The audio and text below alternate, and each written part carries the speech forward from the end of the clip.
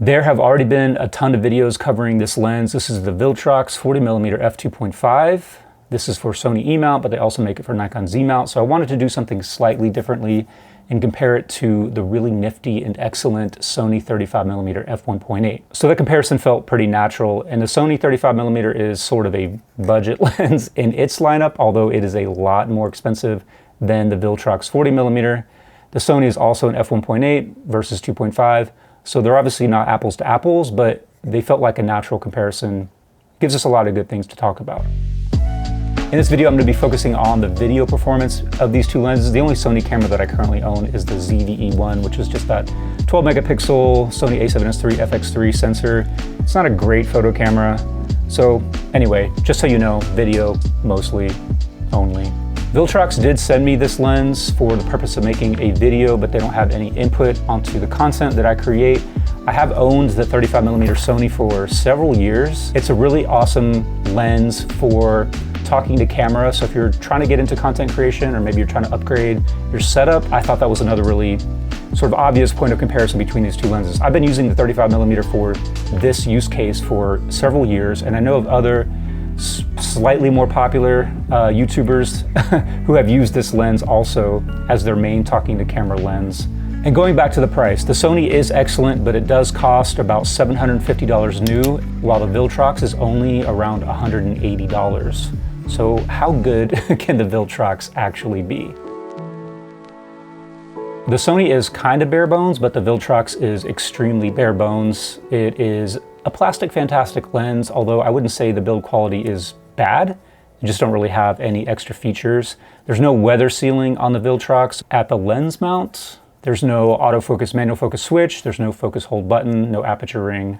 Basically just get a big plastic focus ring. You do have a USB-C port on the mount of the lens for updating the firmware on this lens. The Sony is also plastic, I think, although it's really hard to tell what this lower barrel portion here is made out of. It could be metal, or it could just be a very sneaky plastic, but the upper part is plastic, and I think that the focus ring is also plastic. So in terms of features, you do have the autofocus manual focus switch here on this lens, and you do have a programmable button that defaults to focus hold. I find that that is a nice feature. It's not something that's essential, but if you can figure out a way to make use of it, it is nice to have. It does have a gasket on the mount, and there also are a couple other sealing points within the body of the lens. So there's some of the stuff that an extra $600 or so buys you. The Viltrox has a 52mm filter diameter on the front of the lens, and the Sony is a 55. On the other hand, the Viltrox weighs as much as a feather, and the Sony is about twice as heavy and a few inches longer. The Viltrox uses stepping autofocus motors, while the Sony has a linear autofocus motor. And I know linear motors are the new hotness, and there's been some accumulating common wisdom that stepping motors can't be as fast and accurate, blah, blah, blah. I don't know that that's necessarily the case. It's just a different technology, a mechanical technology for autofocusing.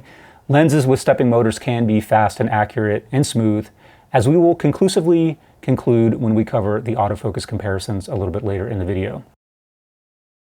In terms of close focusing performance, the Sony is about twice as good as the Viltrox, meaning that you can get essentially twice as close as you can to a subject as the Viltrox can get. The Viltrox is 0.43 meters, which is 16.9 inches. So when you put the lens on the camera, keep in mind that that focus distance is measured from the sensor of the camera, which is usually designated by this little symbol, not the front of the lens. The Sony can focus to 0.22 meters or 8.66 inches, so it's almost exactly half as close as the Viltrox.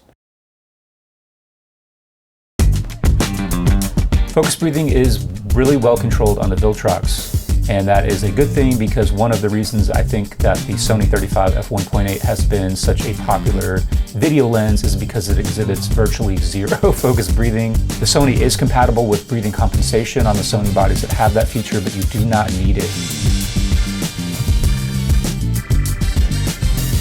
In real-world use, I didn't notice anything egregious with either lens. The Sony, in my experience, has always exhibited some noticeable aberrations, especially wide open, but I don't really mind that for video. I've noticed tons of chromatic aberration in so many movies over the years that it's just not something that I can complain about when it comes to video. For photography, I guess you can be more bothered by it, so Let's just look at these comparisons. Longitudinal chromatic aberration, or LOCA, is similar on both lenses, and in my opinion, nothing too egregious in this example. I have automatic lens corrections enabled in camera, so if you were to take raw photos, maybe you would see more chromatic aberrations, more LOCA, but for video, this is what you can expect. It is an f2.5 with a minimum focusing distance twice as long as the Sony, so the Viltrox can't get as out of focus as the Sony. The Sony can produce bigger balls. You can also see the hexagonal shape of the aperture much more clearly and sooner on the Viltrox. With that said, the Viltrox still renders nice out of focusness. It still renders a nice image, good color, good contrast, very similar to the Sony. If you're into sunstars, I shot these at f11 and then opened up the aperture a little bit. But at f11, the Viltrox has blurrier sunstars, less distinct, but is also producing less flaring and ghosting artifacts than the Sony. With wider apertures pointed right at a bright light source, they both exhibited a similar loss of contrast, but I'd say the Viltrox overall had more controlled ghosting and flaring artifacts than the Sony. And I was not using the lens hood on either lens. I think the 35mm f1.8 was one of the first Sony lenses to have linear manual focusing. And I don't mean linear motors, I just mean that the way it actually manually focuses is a linear response as opposed to an acceleration-based response. And it appears, from everything that I can tell firsthand, that the Viltrox also has a linear focusing response, which in my opinion is way better for video.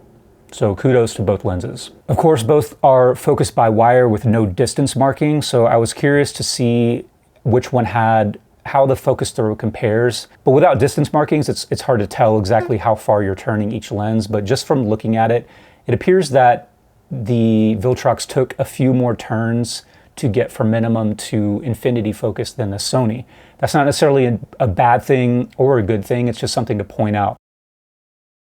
On the Sony ZV-E1, the Viltrox 40mm has been bulletproof. It's kind of shocking how similar it is to the Sony 35mm f1.8. I have filmed 4 full videos with this lens as my main talking to camera head lens, and it's worked perfectly. The AF is on point. It's never distracted. It's never not completely locked on to my eye. And frankly, I'm shocked at how good this lens is for the price. I did film a couple of additional autofocusing tests, and I'll show you the complete clips, kind of sped up here and there, of one of those tests and maybe just a few snippets from the other. In this example, I have the human subject and eye detect enabled, and stickiness and transition speed are set to their middle positions. Both lenses are really, really excellent. There's only one brief section in both of these long clips where the Viltrox doesn't get me, but it's only for a brief second, and it's barely even noticeable. I wouldn't even care if I were watching a clip like this because it just feels natural. It's not like the lens ever freaks out and jumps around or pulses or hunts or anything. It just sort of didn't focus on my eye for a second, and then it smoothly got back there.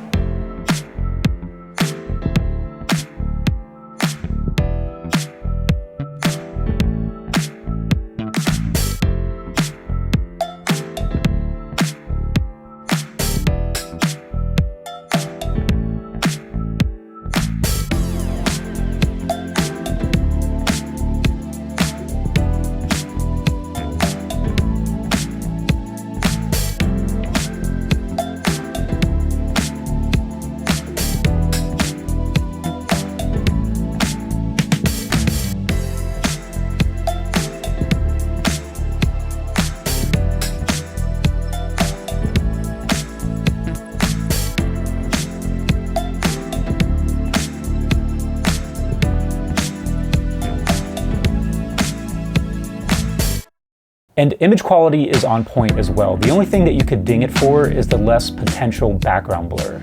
And that will be a matter of preference, but in these two setups, I actually like the amount of blur that I'm getting. When there's more distance between me and the background, it's nice and soft, but still distinct enough to tell what's what. And with a closer background, I still think there's enough separation. Of course though, you could always get more background blur with the Sony f1.8. Not only because it's an f1.8, but also because it focuses closer, so you get more potential background blur if you have a close subject. It seems that for around $170, $180, you're getting a really excellent little lens that stacks up against the much more expensive Sony 35mm f1.8. Obviously, they're not an apples to apples comparison. The Sony comes out ahead in a few categories, but you would hope so, given the much higher price point. I'm not exactly going to give a definitive recommendation. I just wanted to present my findings and you can sort of decide for yourself. I do think that the Viltrox offers substantial value for money from everything that I can tell. So there you go. If you have any questions, comments, or concerns, you know where to go. I really appreciate you watching the video, and maybe I'll see you in another one.